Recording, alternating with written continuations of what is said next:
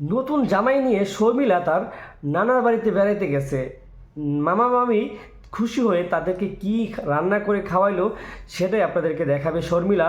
প্রিয় দর্শক, আপনারা যারা যারা সম্পূর্ণ ভিডিওটি দেখবেন অবশ্যই সম্পূর্ণ ভিডিওটি দেখে যাবেন।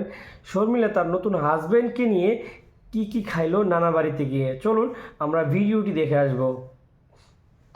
হ্যালো এভরিওয়ান, আসসালামু আলাইকুম। আজকে আমি আমার নানুর বাসায় চলে আসছি, সরি মামার বাড়ি আর নানুর বাড়ি একই। তো আজকে আমার মামাকে দেখেন নিজের হাতে কত কিছু রান্না করছে, এক হাতে মাটির চুলায়। এই যে দেখেন, এটা হচ্ছে দেশি গুড়া মাছ, মানে ধরছে এখন তো বর্ষাকাল না, গুড়া মাছ দিয়া টক দিয়ে রান্না করছে, বিলম্বা দিয়া। তারপর এটা হইতাছে শাপলা, মানে আগে মানে গ্রাম্য যে বাঙালি খাবারটা সেটা দিয়ে শুরু করতেছে। এটা হলো শাপলা, শাপলা দিয়া সরিষা আছে না, সরিষা দিয়া মানে ভাবছে। আর এইটা হইতাছে মামানি, এটা কি শাক? লাউ শাক, কুমড়া শাক, চাল কুমড়া শাক। এটা চাল কুমড়া শাকের এই যে মামানি ভাবছে, দেখছেন? আমার মামানির হাতের রান্না কিন্তু অনেক মজা। আমি পাম দিতাছি না বা মামানির পটাইতাছি না, আমি প্রতিদিনই খাই, মানে ছোটবেলাতে বেশি খাইছি অনেক। এই জায়গায় তো বড় হয়েছে ছোটবেলাতে। এই যেটা হইতেছে গরুর গোস্ত, পরে এটা হইতেছে না খাসি না, এটা দেশি মুরগি। এই যে দেখেন, এটা হচ্ছে দেশি মুরগির গোস্ত, দেখতেছেন? খুব টেস্ট হবে, রান্নাগুলো দেখে বুঝে যেতেছে কতটা টেস্ট হবে। আর এই যে এটা হইতেছে দেশি কই মাছ, মানে যেহেতু বর্ষাকাল চলতেছে আমার মামা ধরছে, ঠিক আছে? আর এই যে অপর প্রান্তে বৈশা রয়েছে ডাইলা, ডাল লাগতো না, ডাইলা খাই যেতেছে। এই যে এটা কিন্তু আমার দাদি।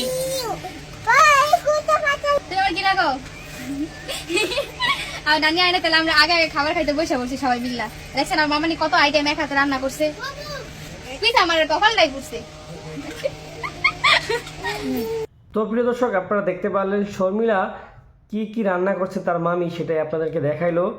এবং কি শর্মিলার যে আগেকার কথা বলার ধরন ছিল আর এখনকার কথা বলার ধরন হাজার গুণের ডিফারেন্স।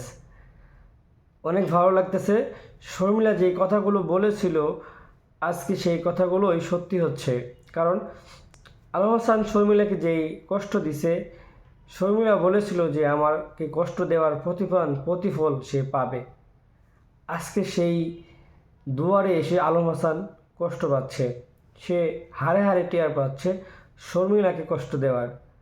প্রিয় দর্শক, আপনারা যারা যারা ভিডিওটি ভালো লাগলো অবশ্যই আমাদের এই ভিডিওতে একটা লাইক করতে ভুলবেন না, আমাদের ইউটিউব চ্যানেলটি সাবস্ক্রাইব করে আমাদের পাশে থাকতে ভুলবেন না। সবাই ভালো থাকেন, সুস্থ থাকেন, আল্লাহ হাফিজ।